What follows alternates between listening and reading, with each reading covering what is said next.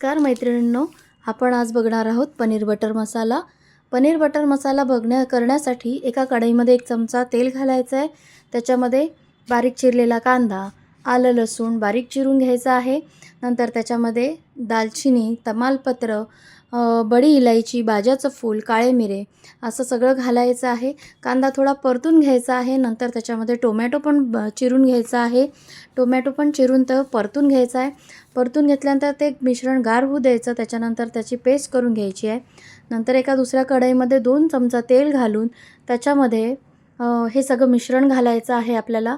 मग वरतून आपल्याला गरम मसाला 1 चमचा, जिरेपूड, धन्याची पूड 1 चमचा, काळा मसाला 1 चमचा, हळद, गोडा मसाला 1 चमचा, तिखट 2 चमचे असं सगळं घालून मिक्स करून घ्यायचं आहे.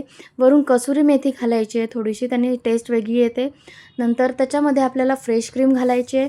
फ्रेश क्रीम बाजारात अमूलची अवेलेबल असते. समजा ती नसेल तुमच्याकडे तर काही कारण नाही, काळजीचं कारण नाही. आपण आपल्या घरी जी साय असते ती साय फेटून घ्यायची आहे, त्याची क्रीम करून ती घालायची आहे.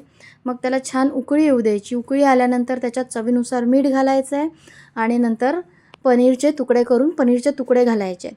पनीरचे तुकडे घालून ते छानपैकी एकजीव मिक्स करून घ्यायचं आहे आणि मग त्याला उकळी येऊ द्यायची, जेणेकरून पनीरमध्ये तो रस शिरून त्याची चव छान येईल. नंतर वरून छानपैकी परत एकदा क्रीम घालायची आहे, कोथिंबीर घालायची आहे आणि तसं सजावट करून छानपैकी बाउलमध्ये सर्व करायचं आहे. धन्यवाद.